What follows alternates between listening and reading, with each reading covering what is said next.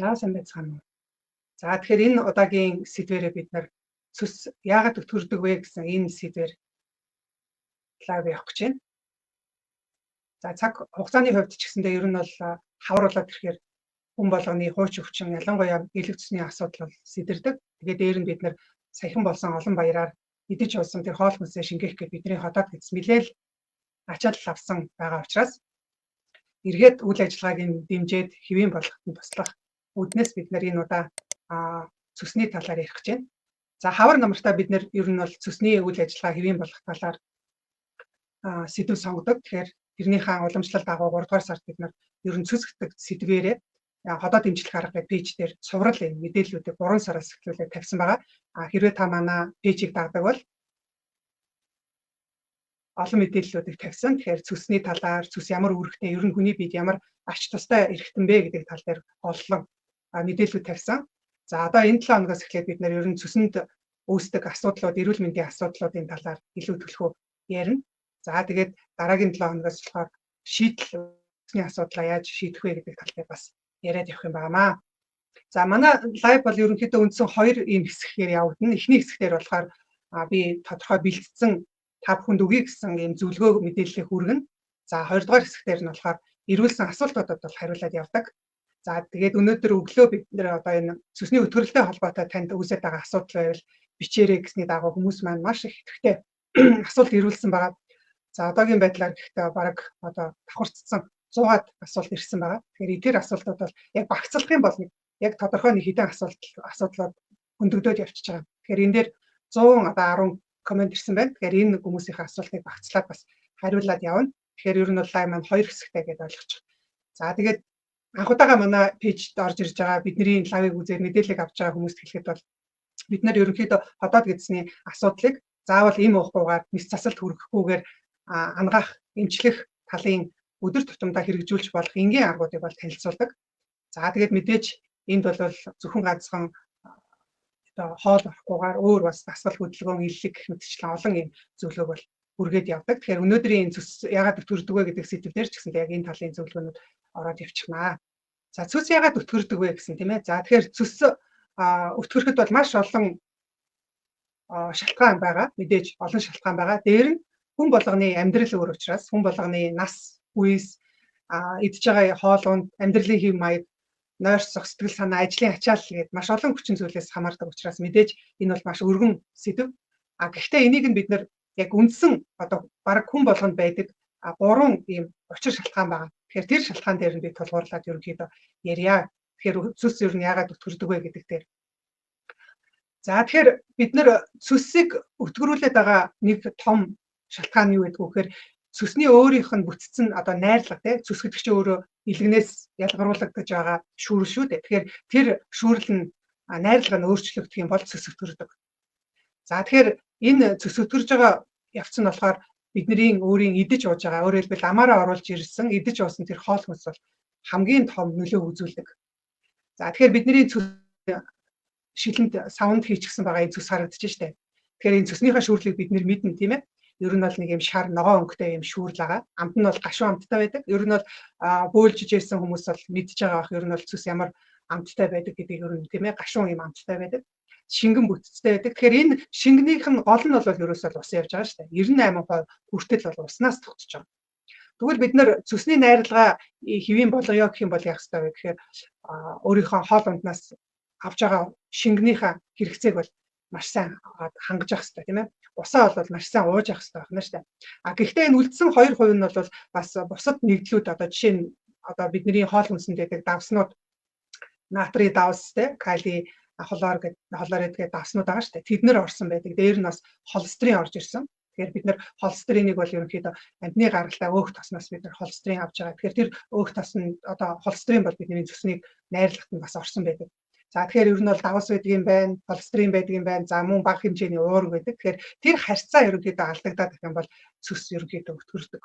Тэгэхээр цусны найрлагаа хэвийн болохын тулд таны идэж ууж байгаа зүйл бол эргээд буцаж засагдаж явах хэрэгтэй. Тэрэн дотор бол усыг бол маш сайн ууж явах хэрэгтэй юм байгаа. За тэгэхээр энэ бол бидний цусыг өтгөрүүлдэг бол үндсэн шалтгаан нь бол байгаа. Тэгэхээр бид нэр хэрвээ ус уухгүй бол шингийн юм хангалттай уухгүй байх юм бол зөвхөн ганцхан цус биш шүү дээ. Бидний цус өтгөрнө. цаашлаа бидний тунгалгын шингэн гэдэг хүний бид байдаг шингэн байгаа. Хүний одоо бид байгаа бохирыг одоо зөөвөрлж яадаг. Тэр шингэн маань бас өтгөрөн тийм ээ. Тийм учраас ер нь бол цөс өтгөрдөг хүмүүс одоо бид нар ингээд хүмүүстэй уулзаад асуумж асуугаад за ер нь цөсний өтгөрсөн шалтгаан нь юу байж болох уу гэдээ ингээд тандаад асуудаг. Ингээд асуухад бол та хэр хэмжээтэй ус уудаг вэ гэхэд зарим нь бол за би 1-2 аяг уудаг гэх жишээтэй. Ер нь бол яг хангалттай ус уудаг хүн бол бага байдаг. Тэгэхээр хэрвээ таны цөс өтгөрж байгаа бол та ер нь бол ус шингэн юмсаа авах нь шүү дээ тийм ээ. За тэгэхээр энэ бол бидний цөсийг өтгөрүүлэх хамгийн том үндсэн шалтгаан нь бол болдог. За дараагийн нэг за та бүхэн анхаарлаа түрхэн хандуулна уу? Цөсний өтгөрлөө эмгүү хангай гэсэн сэдвтэй сургалт 3 сарын 24-өөс 28-ны өдрүүдэд нийт 5 хоногийн туршид онлайнаар явагдана. Энэхүү сургалтаараа өөрийнхөө цөсний асуудал яагаад үүссэн бэ гэдэг учир шалтгаанаа мэдэж авна. За тэгээд цөс шингэрүүлэх үйлчилгээгээ хоол хүнсийг зөв сонгож сурна. За мөн одоо цөсний зогсонгочдыг арилгах дасгал хөдөлгөөн, амьсгалын дасгал, за мөн цөс одоо зовирлж байгаа үед хийх илгэгийг хийж сурцгаана. Мөн цөсний асуудалтай хүний өдөр тутмын амьдралдаа хэрэгжүүлэх ёстой дэглэмүүд мэдэж авна. Цөсний хүүдийн өрөвсөн байгаа тохиолдолд өрөвслөө дараах эмгүүгээ ангаах нөхөн сэргээх эмчилгээний талаар бас танилцсана. За сургалтын бүртгэл маань эхэлж гисэн 3 сарын 15 хүртэл үндсэн төлбөрөөс 20% хөнгөлөлттэй бүртгэл явагдаж байгаа. За ингээд та бүхэн амжаад бүртгүүлээрэй. За удахгүй сургалтаар уулзцгаая. За цааш нь бичлэгээ үргэлжлүүлээд орцгоё. Шалтгаан нь одоо юу байдаг вэ гэхээр шүү дээ. Цөс гэдэг чинь өөрөө шүүрэл байгаа. Гэхдээ энийг бол бидний илэг үйлдвэрлэж байгаа. Тэгэхээр илэгнээс урсан орж ирж байгаа энэ шүүрэл нь ерөнхийдөө зогсонго байдалд орох юм бол цөс өтгөрдөг. Тэгэхээр ямар нэгэн шингэн чи ерөнхийдөө урсамтгай байхын тулд сайн одоо шингэн байхаас гадна бүтцэн өөрөө одоо аль болохоор устай төстэй байх ёстой шүү дээ. Тэгэхээр одоо энд бол юу харагдаж байна гэхээр бидний цөсний хүүдийн дотор илэгнээс ялгарч байгаа цөс орж ирж байгаа нь харагдаж байна л да. Тэгэхээр энэ урсгал хааны газараас саацдаг. Энэ саатлаас болоод ерөнхийдөө цөс бол өтгөрдөг. За тэгэхээр цөсгээр хүмүүсийн донд бас нийтлэг байдаг нэг төөрөгдөл нь болохоор за ялангуяа би цөсөө ахуулсан штэ. Би цөсгүй штэ гэж яриад байдаг. Гэтэл энэ цөсний хүүдийг ахуулдаг болохоос биш цөс гэдэг шүүрэл бол бидний бид өдөрт бараг одоо 1 литр ялгарч байгаа. Бидний илэгний эсүүд түүнийг үйлдвэрлэдэг. Тэгэхээр бидний илэг за ойролцоогоор нэг 600-аас 1 литр хүртэлх ийм цөсний шүүрлийг бол үйлдвэрлэж байгаа. Тэгэхээр наснаас хамаарна л да хүн нас ахих тусмаа ялгаруулах шүүрэл нь бүх юм нь ерөөдөө багасч идэг. Тэгэхээр залуу хүмүүс их бол одоо 1 литр хүртэл шүүрэл ялгардаг бол нас ахаад ирэхээр багасаад тэр нь бүр одоо 600 мл, 500 мл. За бүр одоо буруу амьдралын хэм маягтай буруу хоолтой хөдөлгөөний дутагдaltaй ийм хүний хувьд бол ерөөсөө өдөрт нэг аягхан цөс бол ялгарч байгаа. Тэгэхээр энэ цөс нь шингэн урсамтгай байх байдлаа алдаад ирэх юм бол цөс өтгөрдөг. За энэ өтгөрлөл нь зөвхөн хүүдийн дотроо биш. Одоо энд харагдаж байгаа цөс ялгаруулах зам бүхэлд нь бол одоо энэ цөс зогсонгошиж болдог. Тэгэхээр энэ илгэн дотор одоо энэ харагдаад байгаа ногоон энэ салаалсан модны мөчир шиг энэ бол илгэн дотор байгаа тэр цөс үйлдвэрлсэн эсүүд илгэний эсийн үйлдвэрлсэн тэр цөсийг цуглуулж байгаа тэр илгэн дотор явж байгаа цорго явж штэ. Тэгэхээр энэ цоргон дотор хэрвээ цөс зогсонгоших юм бол илгэнд маш их ачаалал болно. Илэг ерөөсөө өөрийнхөө үйл ажиллагаа явуулж чадахгүй байдалд хүрдэг. Тэгэхээр илэг бол ерөнхийдөө өрөвсөн илэг томрон гэмтэн илгэнд янз бүрийн одоо бүтцийн өөрчлөлтүүд үүсэх хүртэл юм амь насанд хүрэх хүртэл асуудал үүснэ. Тэгэхээр бид нар зөвхөн ганцхан хүүдийн дотор цөс өтгөрдөг гэж ойлгохгүй. Ер нь бол энэ цөс ялгаруулах зам гэдэг чинь өөрөө олон хэсгийг агуулж байгаа. Одоо энэ илгэн дотор тодорхой нэг хэсэг нь цөс урсдаг. Энэ урсгал хааны газараа зогсонгошоод саадах юм бол илэгний тэр тухайн хэсэг илэгч өөрөө 8 сегменттэй байгаа шүү. Тэгэхээр тэр 8 сегментээ аль нэг газар асуудал өгнө. За тэгээ мэдээж нөгөө бид нэр илэг дүүлийн эрэхт ингээд мэдрэхгүй учраас бид нар тэрийг нь мэдэхгүй яваад байж болно. Гэхдээ энэ нь бүр одоо амь насанд хүрэх хүртэл аюулыг бол очруулна. Бид нар цөсний чулуу цөсний сувг руугаа орчих юм бол амь насанд аюултай гэдгийг бол баг ер нь их хүмүүс мэддэг баг. Гэтэл тэр энэ цөс үүсэж байгаа процесс чинь илгэн дотроо явагдаж байгаа. Тэгэхээр илгэн дотроо бас цөс зогсонгоших юм бол энэ чинь өөрөө бас яг адилхан аюул амь насанд одоо аюулыг бол авчирдаг. За тэгэхээр энэ цөс илгэн дотроос илгнээс гадагшлаад хаачих гэхээр энэ цөснийхөө хүүдээ рүү орж штэ тий. Тэгэхээр энэ цөсний хүүдээ рүү ороод эндээ бас хааны газар зогсонгосож болно. Тэгэхээр бид нар сая энэ асуулт авахд маш олон хүмүүс миний цөс нугалалттай өтгөрөлттэй гэж бичсэн байсан. Тэгвэл цөс нугалалттай байгаа хүмүүсийн хувьд бол энэ цөс өтгөрөл бол заавал дагалдана. Яг тэгэхээр тэр цөсний чинь өөрийнх нь хэлбэр нь бол тийм лир шиг одоо энд харагдаж байгаа энэ лир шиг нэг ийм хүзүү хэсэгтэй за энэ хүзүү нь их бие хэсэгтэй ийм цөс чи өөрөө ийм тодорхой ийм бүтэц үүсгэсэн байгаа. Гэтэл тэр хэлбэр нь алдагдаад гаждаг. Дээр нь аль нэг хэсгээрээ ингээд нугаларчдаг. Ингээд нугалар дүүсгэх юм бол бид нар ямар нэгэн шингэн зүйл урсж яхад нь хааны газар нугалруулчих юм бол тэр хэсэг чингэн урсгаа болоод ирнэ дээ. Яг тэр шиг процесс таны одоо энэ цус ялгаруулах замын хааны газар үүсч болно. Энээс болж бол цус одоо яг өтгөрнө. Дээр нь ийм одоо цусны зогсонгочлолтой болцсон хүмүүсийн хувьд болохоор яг үгээр одоо баруун талаар ялангуяа баруун хавирганы доогоор хүндүүрлэх, за мөн далаар арталын дал хэсгээр ерөнхийдөө хүндүүрлэх, баруун гар даагдахгүй болж хүндүүрлэх. За тэгээд ерөнхийдөө цусны харалдаа унжиж чилж өвдөх гэх мэтчлэн ийм завирууд бол байдаг. Гэхдээ энэ нь тийм хүчтэй илэрхгүй. Ялгаатай нь болохоор тийм баг зэргийн шаналгаа бол танд байгаа л.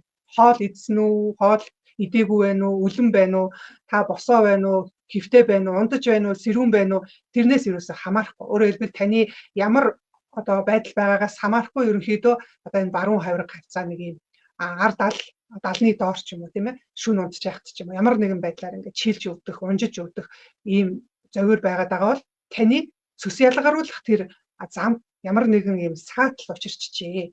Ангаахын хэлээр болохоор энийг болохоор зогсонгошил гэж хэлээд байгаа. Одоо холистац гэдэг байгаа байхгүй. Холиа гэдэг маань цус гэсэн үг. За стасис гэдэг маань өөрөө хөдөлгөөнгүй байх гэсэн утгатай юм. Тэгэхээр цус нь одоо хөдөлгөөнгүй юм блоклогдсон тийм ийм байдалд орж ийн гэсэн. Саатч ийн гэсэн. Тэгэхээр ийм хүмүүсийн хувьд бол ер нь бол хоолноос хамаарахгүйгээр завир бол илэрж идэг. Тэгэхээр ийм байгаа тохиолдолд бол ганцхан хүүдийн дотроо цус өтгөхгүй. Одоо ихэнхдээ хангахт бол энэ дээр авах арга хэмжээ бол цусны хүүдийг нь ерөнхийдөө авчдаг. Авах арга хэмжээ авчдаг. Ягаад тэгэхээр энэ чинь өөрөө тэр нөгөө амь насанд нь аюултай гэж үздэг учраас авчдаг. Гэхдээ илгэн дотроо хэрвээ ийм зогсонгошил үүсэх юм бол эн чинь цаашлаад одоо үр дагавар нь дахиад завир нь хадгалаа л гэдэг. Зарим хүмүүс цус өвдөд байна гэд үзүүлээд цусны хагалгаанд ороод цус авахулчихсан чинь завир нь дахиад байж л гэдэг. Яг цустэй юм шиг өвдөд байдаг гэдэг ингээ хүмүүс ярьдаг шүү дээ. Би цустэй байхад өвддөг шиг тэр орон дээр нь надад ийм завир өгөөд байна гэж хэлдэг. Тэгэхээр ийм хүмүүс чинь юу явж ийм гэхээр одоо илгэний доторх болон илгэний гаднах тэр цус ялгаруулах замд саатал учраад байна л гэсэн. Тэгэхээр энэ тохиолдолд бол бид нар зөвхөн ганцхан тэр цусны хүүдийг аваад бол асуудал шийдэхгүй. Энэ тохиолдолд бас давхар тийм ээ. Одоо энэ зогсонгочлын эсрэг дасгал хөдөлгөөн хийж өгөх хэрэгтэй байдаг. Тэгээд дээр нь тодорхой илэлгүүдийг хийж өгч явах хэрэгтэй байдаг. Тэгэхээр тэдгээрийг хийжээж ерөөхдөө цусны зогсонгошоод байгаа урсгал нь бол ингээд саадгүй байж болох нөхцөл бүрддэг. Гэхдээ бас нөгөө өмнөх түрүүний хэлээдсэн цусны өөрийнх нь найрлага буюу тэр бүтцэн өөрөө өөрчлөгдөх юм бол цус зогсонгочлтойгоо улам одоо асуудлыг хүндрүүлээд ирдэг. Тийм учраас цус зогсонгошол цус өтгөрөл хоёр ч ерөнхийдөө ингээд зэрэгцээд явж идэг. Цус өтгөрөлтэй хүмүүсийнхээр зогсонгошол хааны газар нүүсгэх гэдэг. Цусны зогсонгошолтой байгаа бол цус ерөнхийдөө өтгөн байж идэг. Тэгэхээр энэ хоёрыг зэрэгцүүлж шийдэх юм бол асуудлыг бүхэлд нь цогцоор нь авах хэрэгтэй болно гэсэн үг. За тэгэхээр хоёр дахь шалтгаан нь бол энэ болж юм тийм ээ. Гэхдээ энэ дээр би түрүү хэллээ шүү. Зогсонгочлын үед бол та өлөн байсан ч хоол идсэн байсан ч ерөнхийдөө энэ завир нь бол илэржил байдаг. За одоо дараагийн шалтгаан байгаа. Тэгэхээр дараагийн шалтгаан дээр нь болохоор цусны хүүдий. За тэр хүүдийн өөрийнх нь хагших чадвар нь сулрах. За тэгэхээр цусны хүүдий чи өөрөө гүлгэр юм булчинтай байгаа. Тэгэхээр тэр булчингийнхаа ачаар цус одоо хүн хоол идэх үед бол тэр цусны хүүдий ингэж юу яагаад доторх шүүрлээ гадагшлуулаад гидсрүүгээ оруулж идэг. Тэгээд өөрөө хоосроод хийн гарсан шаар шиг ингэж болж явах хэрэгтэй. Гэтэл зарим хүмүүсийн хувьд бол бас нэг тодорхой хүчин зүйлсээс болоод энэ цусны хүүдийнх нь тэр агших чадвар нь суларчдаг.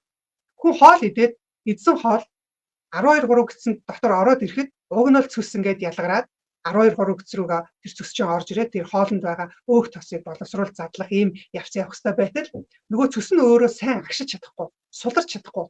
Тэгээд одоо 100% ингээд сулраад дотор нь байгаа хадгалагдсан боловсрсон цус чинь 12-3 гис рүүгээ орж ирэх хэрэгтэй байтал магадгүй нэг 80% ч 50% те тал нь л ордог. Тэгвэл нөгөө үлдэж байгаа хэсэг нь яах вэ гэхээр хүүдиндээ өтгөрөөд улам лаг үсээд улам тунцчаад ингээд цусны одоо тэрэнд чинь нөгөө холестерин цуглараад дээр нь билирубин нэмэгдээд ингээд ирэхээрээ тэнд нэг бол холестерины гаралтай чулуу үсээд нэг бол билирубины гаралтай чулуу үсээд эсвэл энэ хоёрыг хоёулангийн одоо хамарсан ийм холимог чулуу үсчдэг. Тэгэхээр энэ бидний цусны хүүдий яагаад одоо ингэж агшиж чадахгүй байна вэ гэдэг асуулт гарч ирнэ тийм ээ. За тэгэхээр би өнөөдөр бол та нарт гол нь асуултууданд хариулах гэж байгаа учраас энэ тал дээр бол дэлгэрүүлж ярихгүйгээр эх 7 хоногт одоо маргаашнаас эхлээд яг энэ зүсний зогсон гшил, зүсний агших чадвар сулрах гэдэг эдгээр болгон дээр яг ямар тохиолдолд үүсдгийг, яг ямар шинж тэмдэг илэрдгийг, аль насныхан илүү өртөмтгөө байдгийг, тэгээд дээр нь ямар завиар илүү тэр хүмүүст мэдрэгдэх үү, ямар арга хэмжээ авах хэрэгтэй вэ гэдэг тал дээр зөвлөгөөнүүдийг хүргэсэн юм цуврал мэдээллүүдийг бол явуулна. Тэгэхээр та нар хэрвээ манай пэйжийг дагаад явах юм бол яг энэ тал дээр бол асуултууд бас тодорхой мэдлэгтэй болоод авна гэж би бол итгэлтэй байна. Тэгэхээр манай пэйж бол дагаад яваарай. За тэгэхээр энэ цөсний хүүдийг агш чадахгүй, өөрөө суларч чадахгүйгаас болоод цөс өтгөрдөг гэсэн ийм үндсэн 3 шалтгааныг би өнөөдөр ерөнхийдөө та бүхэнд бас нэг мэдлэг болох үүднээс, эрүүл мэндийн боловсролт нь хэрэг болох үүднээс хэлээд өгч байгаа. Асуудлуудыг шийдэхэд ямар нэг ганцхан имээр эсвэл нэг ганцхан одоо нэг бэлтгэл хэрэглээд ч юм уу те, эсвэл ямар нэгэн хоол хүнс ганцхан хоол идээд зогсуулна гэж бол байхгүй.